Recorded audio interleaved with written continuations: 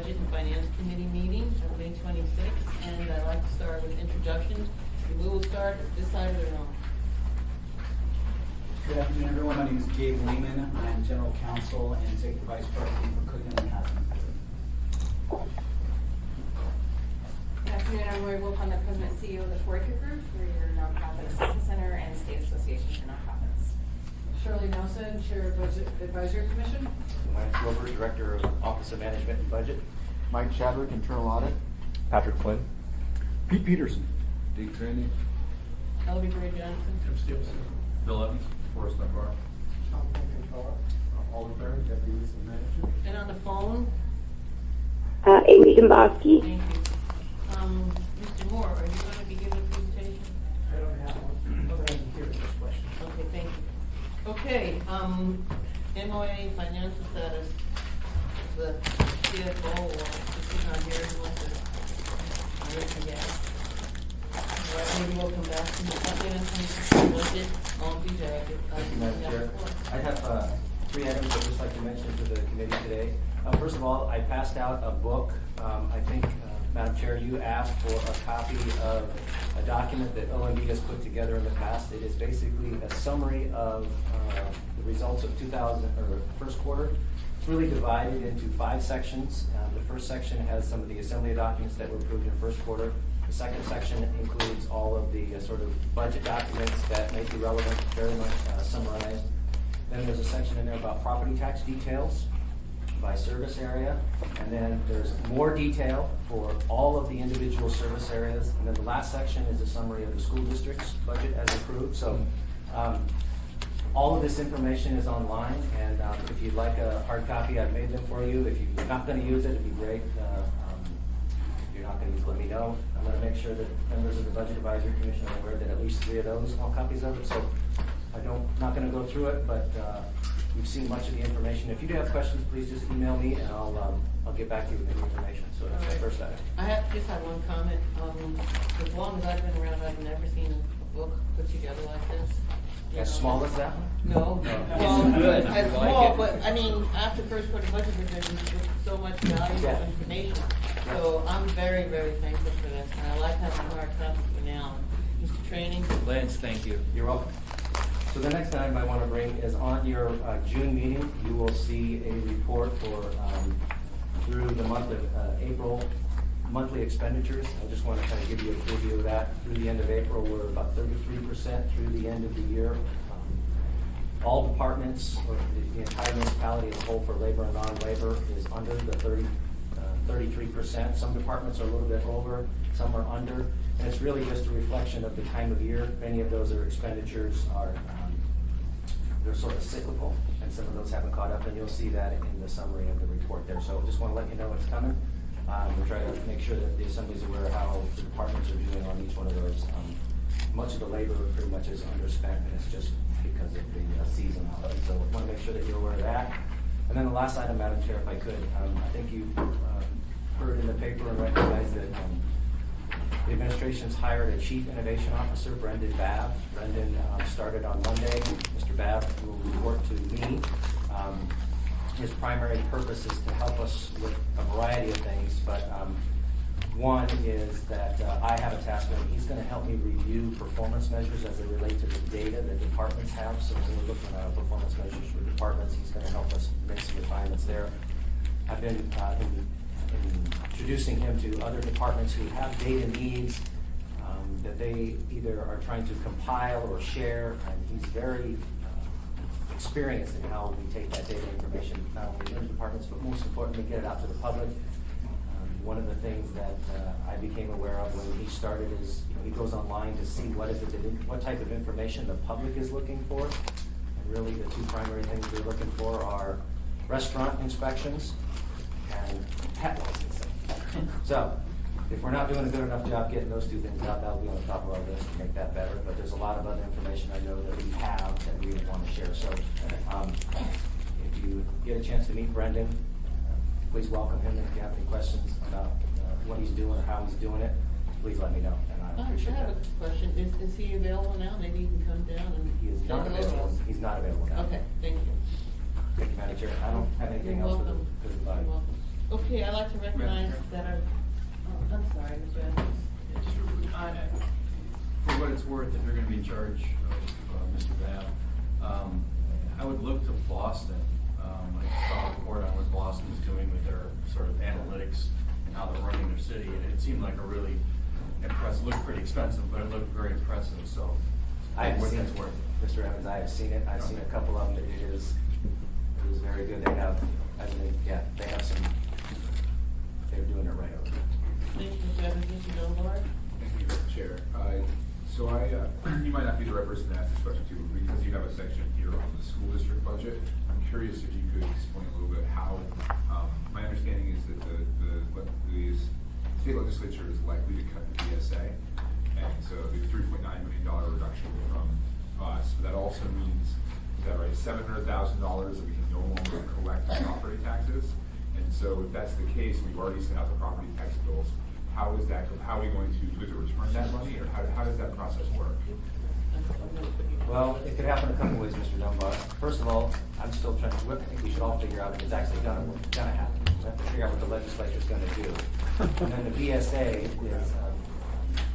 is actually calculated in October when the actual number of students are known for that year. So the combination of what the student allocation is and the student count is that, and it combines to determine the actual amount of taxes that ultimately collected. The other thing we do is we divide the tax collection into, since the school district's budget is different than ours, the calendar of the allocation of that taxes is different than the way we do it for us, so.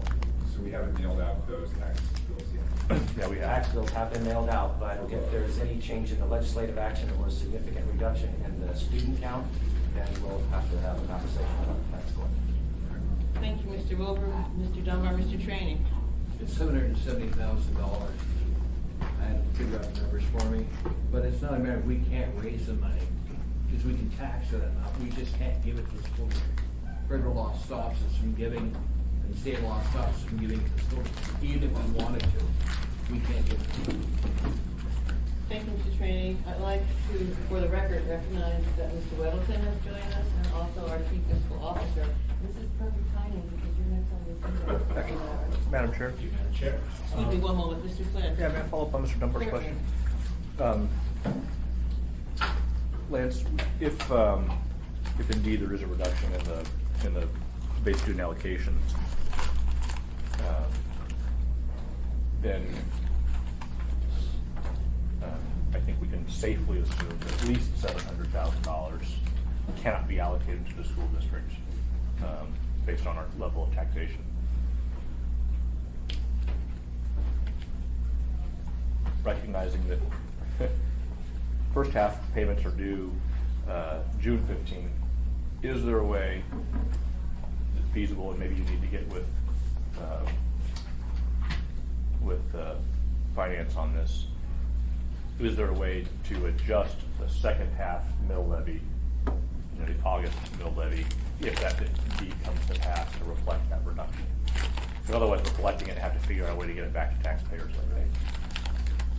I will talk to them about that. I think the Assembly, we may have done something like this in the past, and we're investigating how I think it was in 2011 maybe in the past, where the student allocation amount was lower than that was budgeted, and made some adjustments. So I'm looking into that as well to find out what the method was. We didn't refund at that time, we rebalanced. Go ahead. I can respond on the mill, any adjustment to mill levies by state law, mill levies have to be set by May 15th.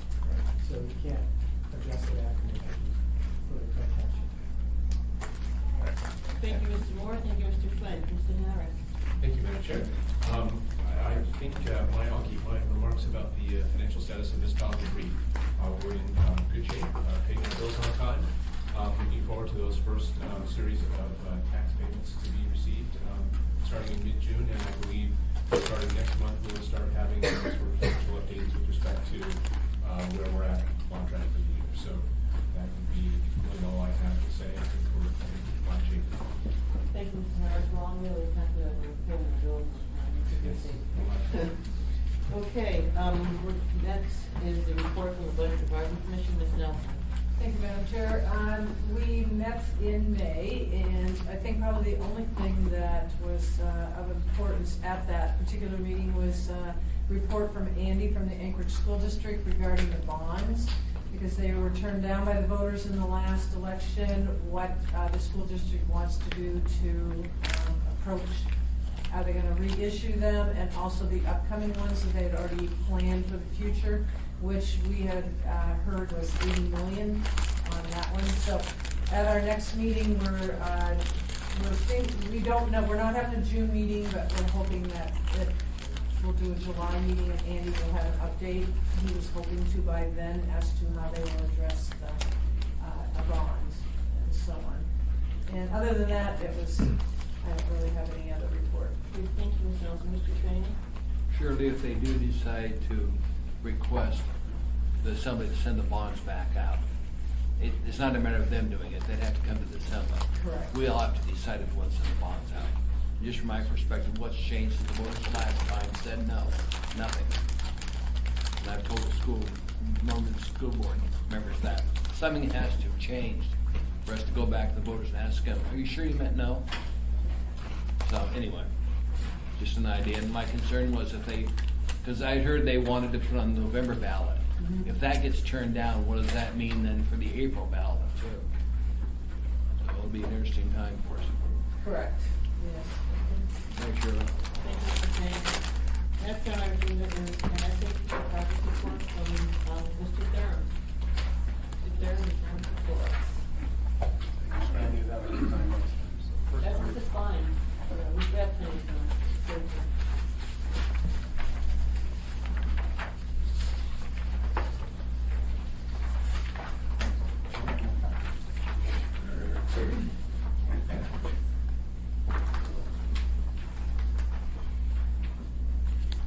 Thank you, Madam Chair. This is our first SAP report in this particular setting, and doing a little bit different than we've done in some of the ad hoc meetings where we had a lot of question and answers. What we've put together is hopefully a report that we can present on a monthly basis from our municipality side on where the SAP project is. So this is going to be the May report. The first 2 pages, I'm going to spend a little bit of time talking about what the report shows, since some of you may not have seen this before. But the first 2 pages of this report are pretty much some key milestones and key deliverables and dates and so forth on the project and where we're at on the project plan from a scheduling standpoint, percentage complete, and then of course the status. And obviously green is good, and I think from that report that the project currently is on schedule. Everything is moving forward correctly. We did kind of highlight 6 different areas that we feel are important for everybody to kind of focus on. So you have the master program, HCM, and remember that's the HR component. We have a finance and logistics component as well as an HR component. So that's what's being shown on that one. So you can actually see the detail of if one of them is falling behind, or because when we go live, we have to take everything live at the same time. So this way you'll be able to see how they're doing individually. And then I won't go into, we broke it down even in more detail. You can certainly look at your convenience if you'd like on how within some of those streams, how well we're doing. OCM is our change management. That's the communication, the training, development, knowledge transfer, all of those kind of things, and where we're at on doing that. Project development is really talking about the IT portion of how well we're doing with getting everything going from an IT perspective.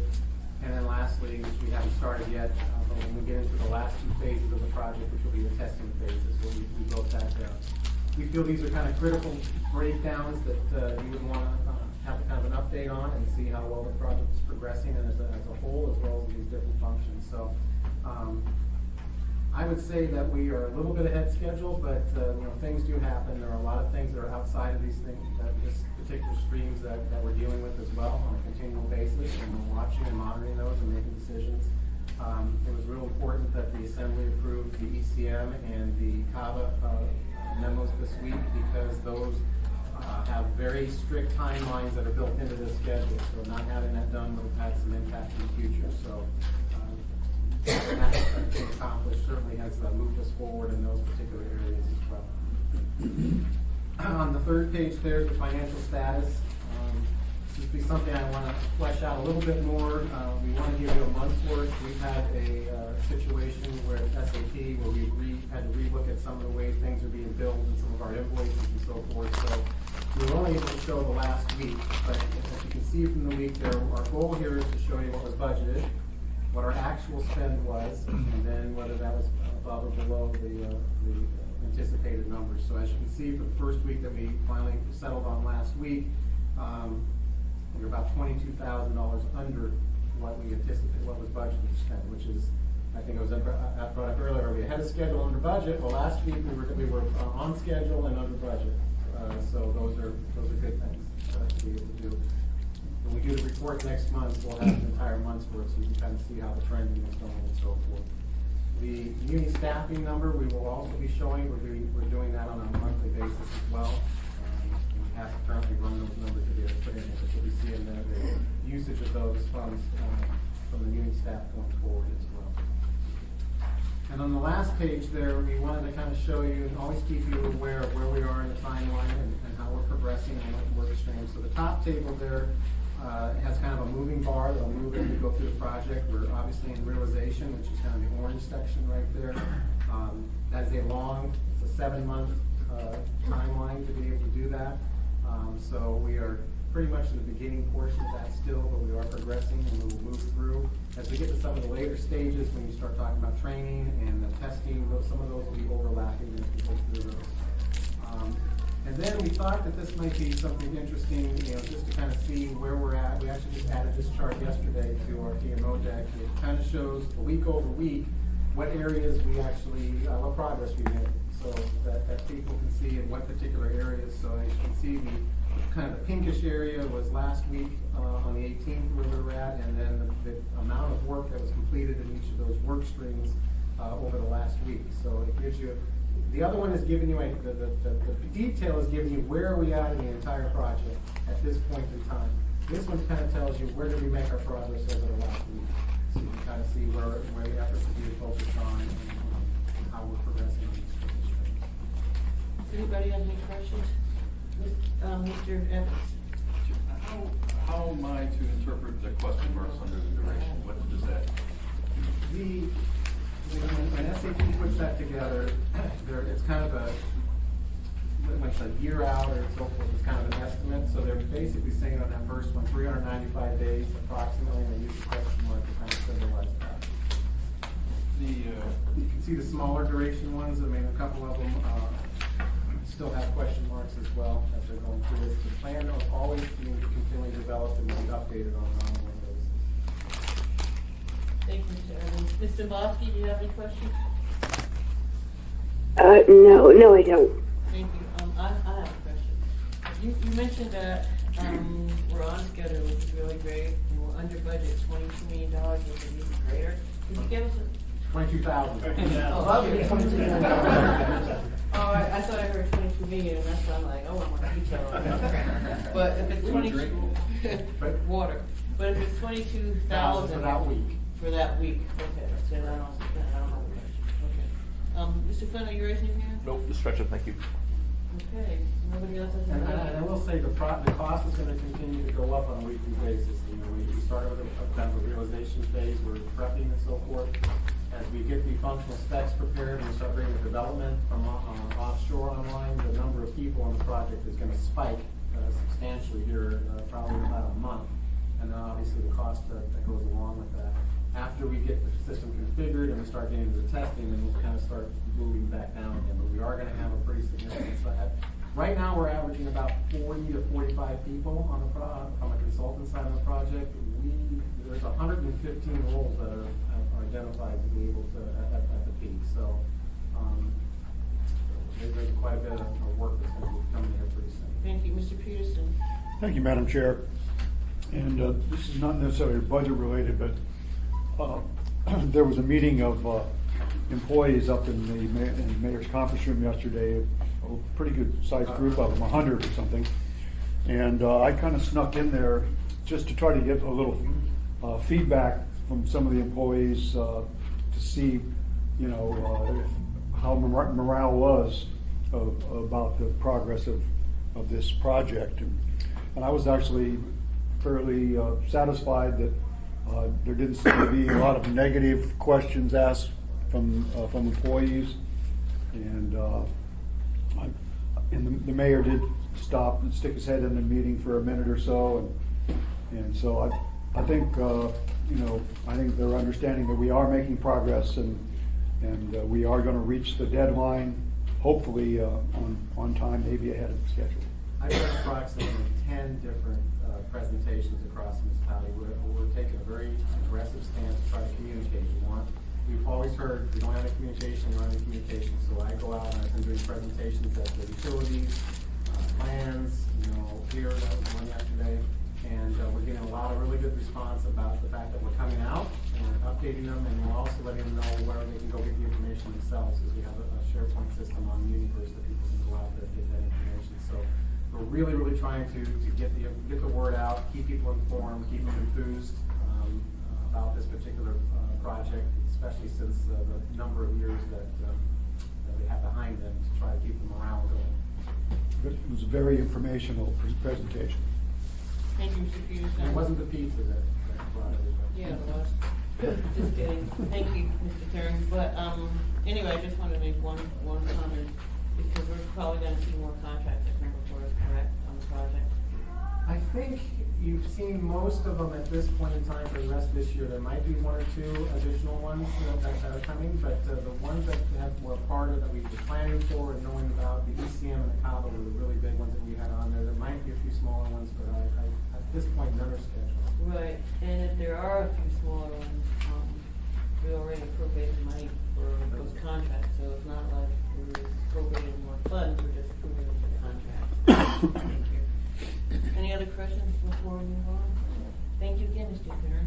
Okay, we're now down to item number 6, nonprofit property tax extensions. And I'm going to ask Ms. Nelson to talk a little bit about the Budget Advisory Commission report and why this subject is on our agenda this afternoon. Thank you, Ms. Nelson. Thank you, Madam Chair. 2 years ago, the Budget Advisory Commission put together a report, and one of the entities in this report was to look at nonprofits. And our whole objective has been from the start is to look at ways to share the burden for the property taxpayer. So that in mind, that is the objective.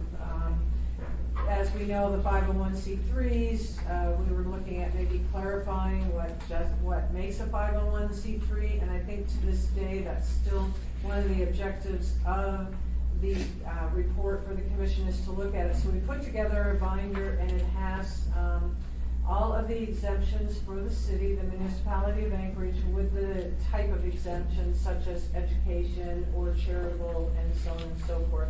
So that data is available. You can find it on the website under the Budget Advisory Commission for the tax exemption. But I do want to point out too, it was never our goal to ever target a particular nonprofit. We're looking at the whole umbrella. And our purpose, once again, is to share the tax burden. And perhaps we need to be looking at that. And I think you've been willing to bring nonprofits to the table to discuss it. And I know I have notes because we had put questions for the assessor's office as to what qualifies the exemption and how does the municipality follow that exemption. And the response from Brian Robbins to us was that a requirement for annual certification was enacted in 2009, and there are, at that time, it lists how many 413 organizations owning 845 parcels that were qualified, and so they were requested to file paperwork, and within 2 years it really kind of didn't work out, and so it was repealed in 2011. So I guess that's the commission we're looking at. What can we do to bring that back to the table?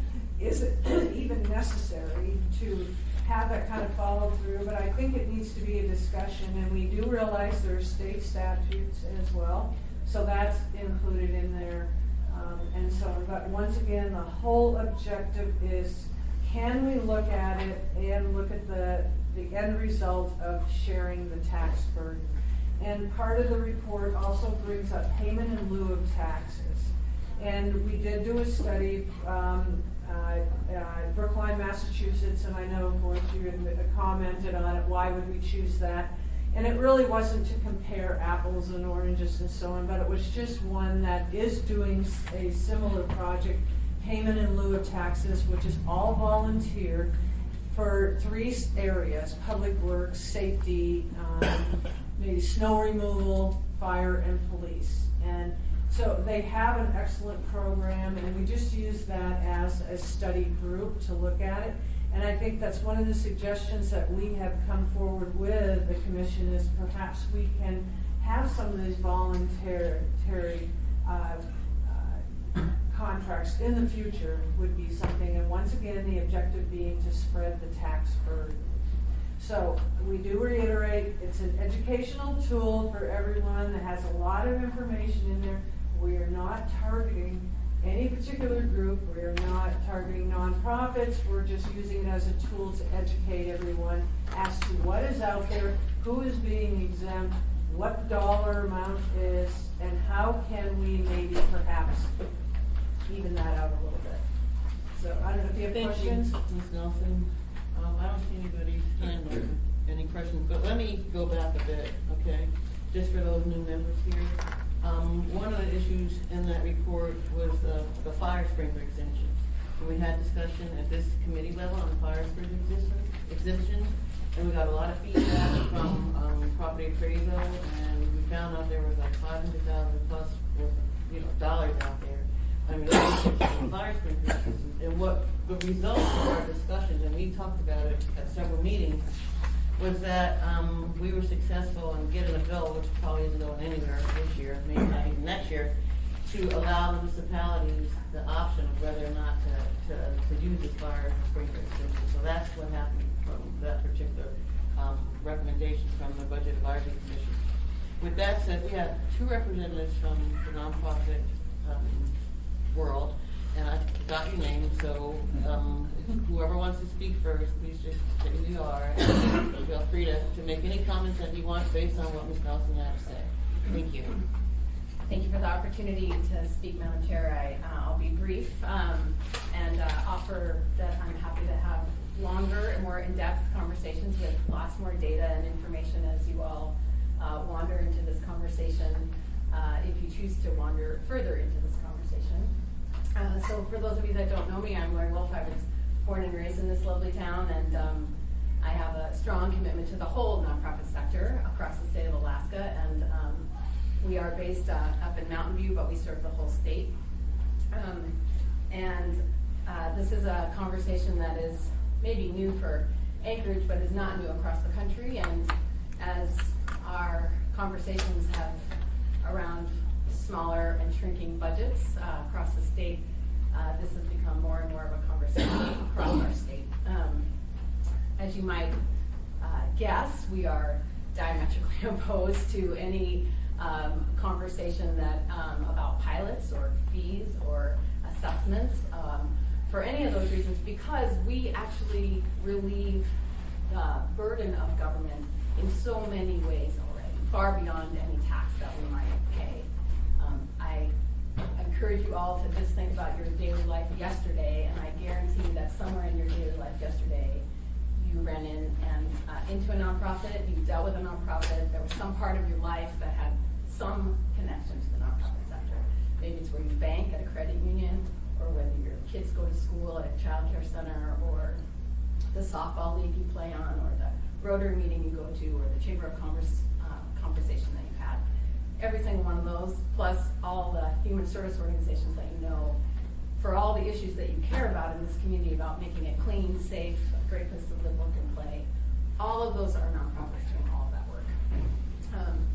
So we are partners to government, and in exchange for a tax exemption, we relieve the burden of government by saving you all money. If you were to do all those things that we all do as a sector, you would spend far more money than we spend.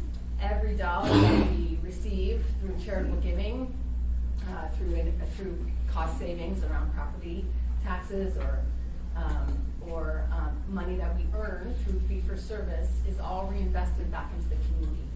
So all of those services that you all enjoy, and there's certainly lots of conversations about downtown being a safe place, and nonprofits right there standing right next to you in those organizations. So we are a partner to you. We relieve the burden of government by providing essential services in our community and across the state. We are 12% of the workforce in Anchorage, which is significant. We're more than 50% of the workforce across all of Alaska. So we have a lot of value, and we feel like our value far exceeds the value that we would spend paying you in taxes. Every dollar that we would pay you in a tax is not going to be delivered in a service that you are all depending on for this community to work effectively. So we have lots of data. We can share with you lots of data. We can dive all into the details when you're ready.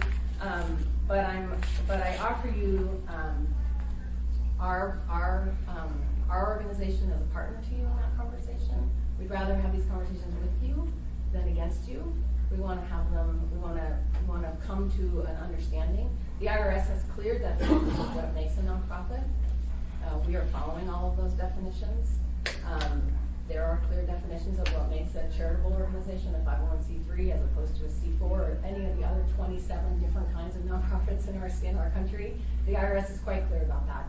And we'd be happy to, there's lots of myth busting that needs to be done about our nonprofit sector. Our nonprofits are not very good at telling their story.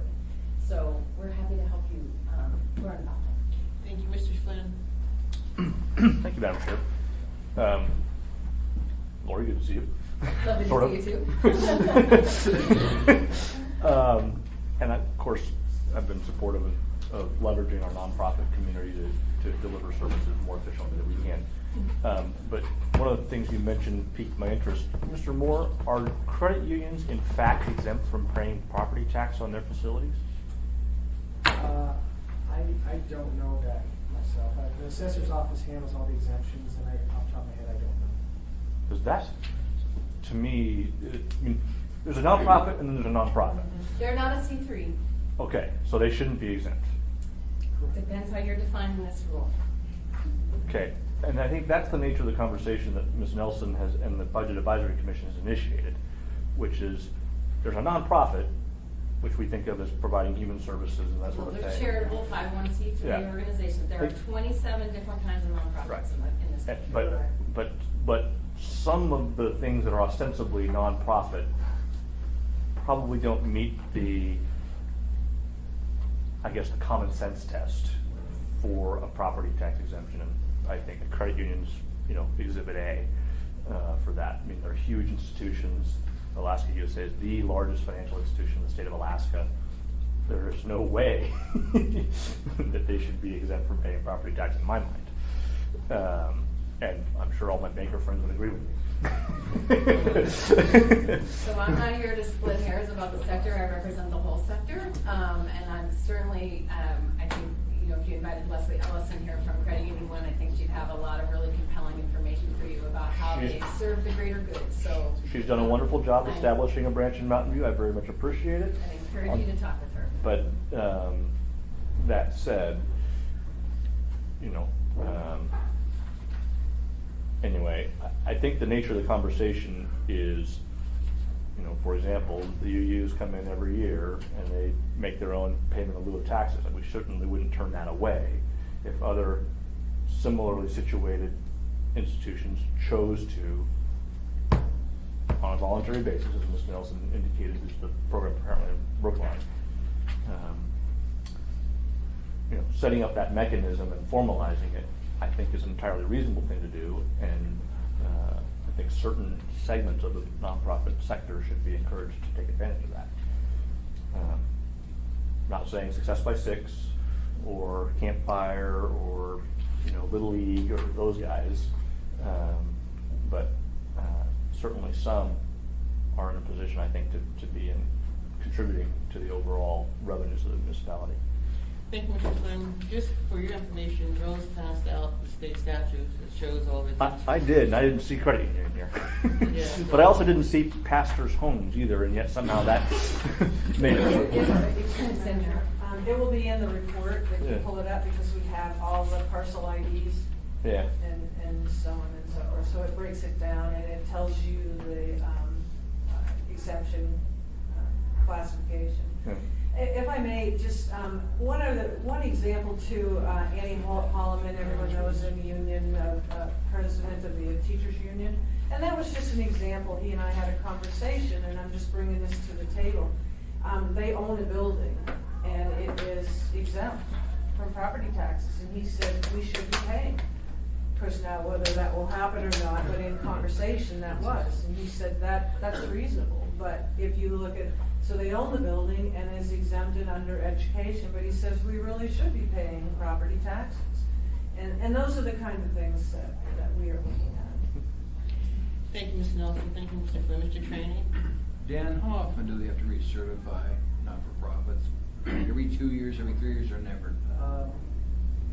Again, Market Appraisal does that whole program, so I really don't know. What I heard earlier was that it used to be every year, and then they changed the code, and I don't think there is a strict requirement right now. Do you know how often it is, ma'am? Well, nonprofits must file with the federal government. They file a 990, which is the equivalent of a tax form. Churches or religious organizations are exempt from that under separation of church and state rules. So there's no compelling, there's nothing compelling a religious institution to file with any government entity. There's a, let's say, one. Forget the religious side. The rest of the nonprofits, the bulk of them, are they required every couple of years to come and be recertified? They still exist? They still serve a function? Or is it once they're a not-for-profit? Once they're a they do nonprofit, nothing? they file with the federal government, they have to file their tax rolls with the federal government, their 990, if they reach certain thresholds. There is a rule in the federal regs that if they fail to file for 3 years in a row, then their exemption is taken away. Then how do we know that they then have to start paying the taxes because they're no longer viable? Are we notified by your organization or the feds or who? I'm going to go to Mr. Harris first, because I think that he can answer some of the questions, Mr. Trainee. Mr. Harris? Thank you, Madam Chair. Mr. Trainee, I was going to say, I'll take an action item to track down in the assessor's office about credit unions, which I won't speculate, but I would be surprised if they don't pay taxes. And I'll also take an action item to track down the question of how often they must report their status, that they're sustaining their status with the municipality. And who will let us know? I'll let you know. Madam Chair. Thank you, Mr. Harris. One moment, please. Go ahead, Ms. Nelson. I have from the assessor's office, which that might help you too. So that was one of our questions, and Bryant Robbins came back with it, and I think I've brought this up at your meetings. In October 2011, the Assembly approved AO 2011-108S to revoke the annual certification process by nonprofit organizations and modified the language to include that the assessor would request recertification on an as-needed basis. So What was the ordinance? Pardon? What was the ordinance? AO 2011-108S, and it was October 2011. And then we had then additional language submitted by Assembly Member Starr required that nonprofit hospitals would be required to annually certify with the assessor's office by March 15th of the tax year. Additionally, the AO provided a retroactive effective date to January 2010, removing the requirement that the assessor's office remove the exemption from non-compliant organizations. So that did get changed. Then we asked, what does the state do?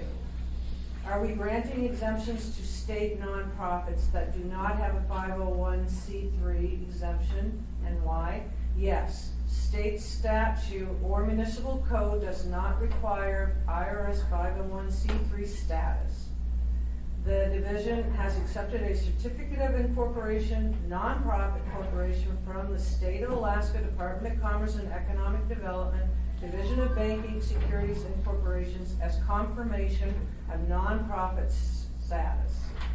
And they must file that's a biannual filing with the state. Thank you. Thank you, Ms. Nelson. So yes. And I presume they have to certify that they are still a nonprofit when they resubmit those forms. Yeah, that biannual filing with the state is If their mission has changed or their,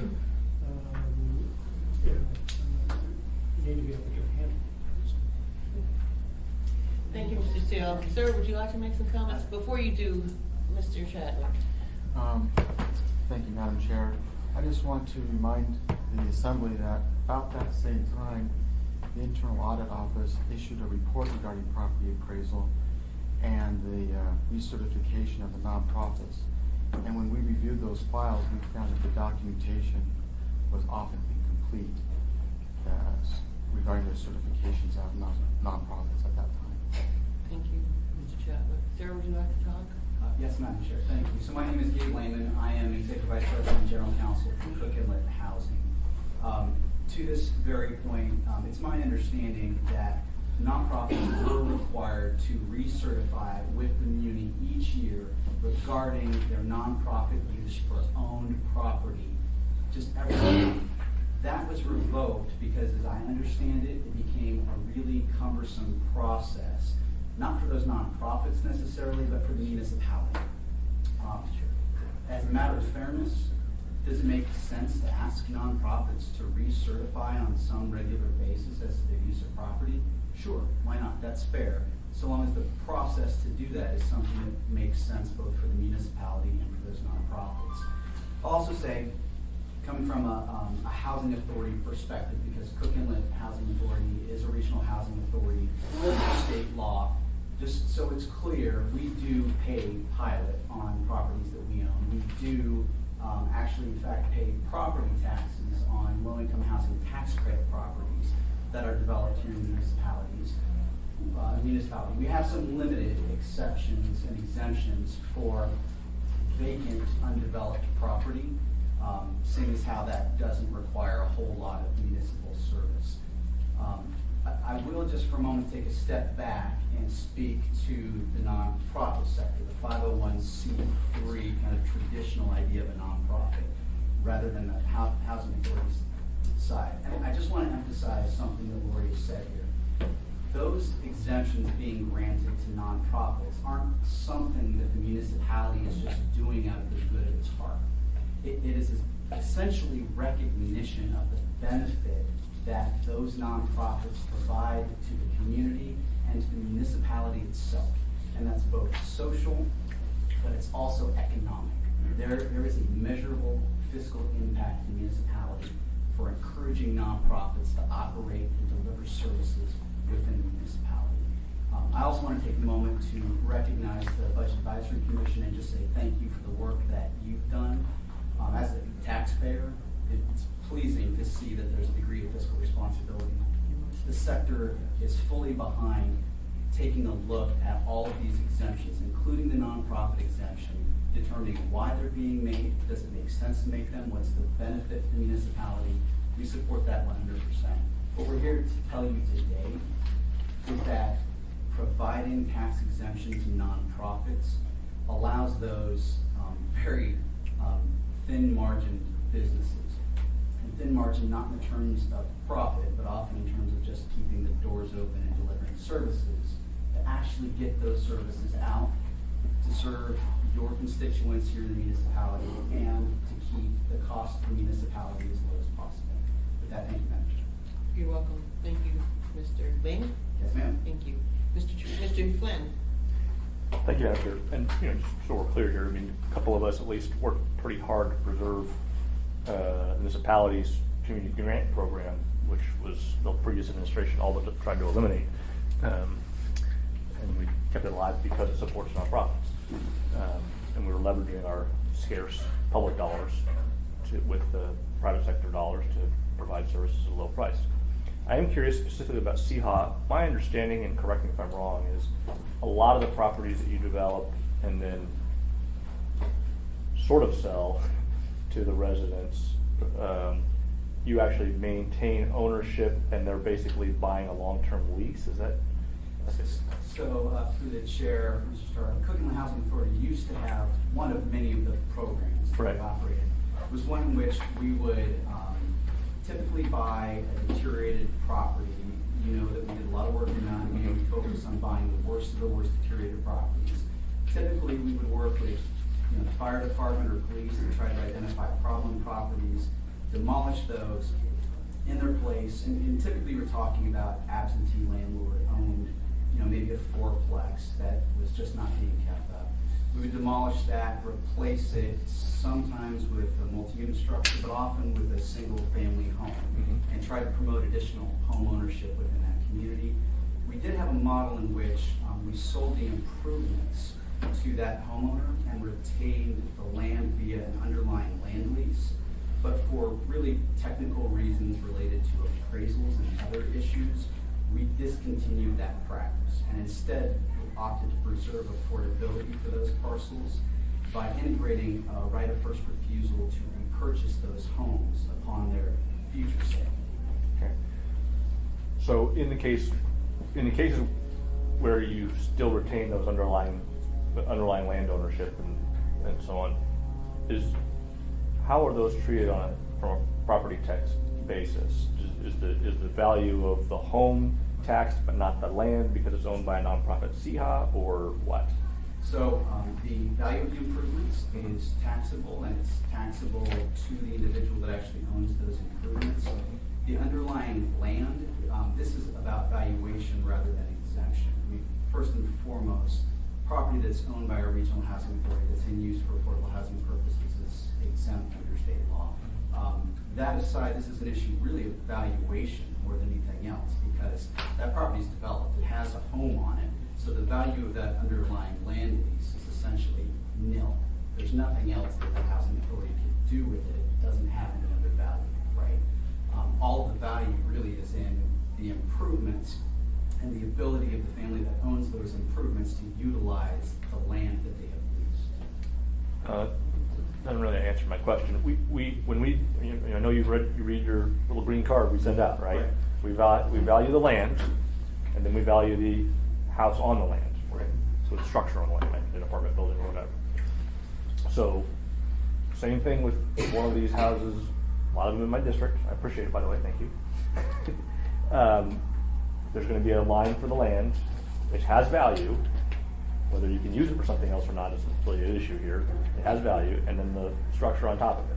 Is the owner of the structure paying taxes based on the land and the home, or are they simply paying for the value of the home and the land is therefore exempt? Great question. I can't speak to what's on the green card that owner is receiving, except that I know they are being taxed for the value of the improvements.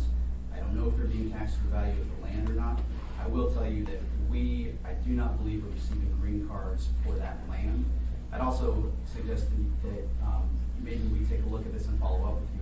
I'm not confident that we're holding very many of those properties that are subject to that land lease structure anymore. My guess is that we might be talking about half a dozen properties. Would be just Did you convert them over the years? Absolutely. As they've sold, we've converted them. Okay. Mr. Harris, could you, when you're doing your, I will. I'm just curious. Thanks, Madam Chair. Yes, I will. One of those niggly things I've wondered about. Okay, thank you, Mr. Harris, thank you, Mr. Flynn. Mr. Training. I appreciate your discussion, but the problem is many cases, the state will look at Article 9, Section 1 exemptions and make it encompass anything the majority of the legislature decides it's going to. We used to get checks off a spine building, and they determined that was now an educational facility. A few years ago, the state came through and allowed the ministers to decide what property is used for religious purposes. So it's not the city doing this. In many cases, it's the state that sets this policy. Through the chair, Mr. Traney, I completely understand with what you're saying, and actually agree with it. It makes full sense for the municipality to take a look at the nature of those different types of nonprofit exemptions, the character of those organizations, and to evaluate whether there are some that should be treated differently. Obviously, Lori represents the Forker Group. I sit on the Forker Group's operating board, and the Forker Group represents the entire sector. Those entities that have a nonprofit exemption have that nonprofit exemption because it means they're not taking whatever profit they make and building a vacation home, right? They're using it to advance a mission of some sort. The contemplation being that that mission is for the overarching benefit of the community. That being said, it is absolutely this body's prerogative if it wants to dive into those different types of nonprofits. Thank you, sir. Thank you, Mr. Lehman. Thank you, Mr. Training. Mr. Bosky? Thank you, Madam Chair. I was just going to tag on to a little bit of what Mr. Training was saying previously. I don't remember if it was a budget advisory commission meeting or if it was a budget finance meeting. But previously, property appraisal had indicated to us that there could potentially be maybe up to $50 million worth of properties that are getting the exemption, but they don't qualify anymore for one reason or another. But there just wasn't enough staff to go back and reevaluate all these properties. Can someone speak to or look into how backlogged property appraisal really is, and what type of resources it would take to reevaluate everybody who gets exemptions? Thanks, Madam Chair. Mr. Bosky, this is Robert Harris. I might try to take just a quick answer on that. The city is required to, every 6 years, to go back through, I believe it's every 6 years, to go back through and appraise each and every piece of property. Some years we'll see a slug, if you will, of properties. I think this year we might have a fair number. Next year we might have a larger number than perhaps in other years. But that's one of the conversations that I have with Brian Robbins, the municipal assessor, regarding whether he's got enough people to be able to do his job effectively. And so far right now, I think he's indicated he's okay. But I'll have that conversation again later today, just to make sure that he doesn't anticipate a problem being able to go back through our backlog. Okay, and if I could just follow up, Mr. Harris, just to ask, when they're evaluating the value of the property, at that time, do they also verify the eligibility of the nonprofit status for the exemption? I will check. Okay, thank you. Thank you, Mr. Harris. Thank you, Mr. Belsky. Mr. Dunbar and then Mr. Steele. Just following up on Amy's point, because I think there are some of them with Dubowski, so I think it's a good one. I was at a budget advisory commission meeting where I believe it was Brian Robbins that presented and said every time they've done an audit, it's been more than paid for itself. And it wasn't just with nonprofits; it included veterans and seniors, because you have cases where people have passed away or moved away, and the exemption was still being used on that property. So, Mr. Harris, if you could also ask him beyond just the nonprofits, when they do that reevaluation, are they doing it also for all the other exemptions as well? Thank you, Mr. Dunbar. Mr. Steele. Yeah, I do remember when I was renovating my house, that the appraisal folks came out 3 times in 1 year and upped the appraisal based upon the amount of progress I was making on the construction. So there are opportunities. Thank you, Mr. Steele. Any other comments? Okay, well, I have some comments just to follow up so we can kind of look at where we go from here. I really appreciate everybody's comments. I really appreciate hearing from the nonprofits, because it's the other side of the story. Mr. Harris has some work cut out for him, and I'm going to ask you if you can provide this committee with a report on your findings on all the different subject matters at our next meeting. And I also would like, at our next meeting, some conversation about that internal audit that we've done and the findings in terms of property appraisal and not whatever the issue was. I remember it slightly. So I'd like to have that on the agenda for the next meeting. And if any other budget committee members want to see anything else on the subject matter on the agenda, please make us say it now so that we can be prepared in time for our next meeting, which is the 3rd Thursday of every month. Okay, with that said, are there any other comments before we see if anybody in the audience wants to talk to us? No? Okay, anybody in the audience would like to make some comments? Yes, no, maybe? They're smarter than we are, Madam Chair. Thank you, Mr. Swett. With that said, meeting is adjourned. Thank you for being here, everybody.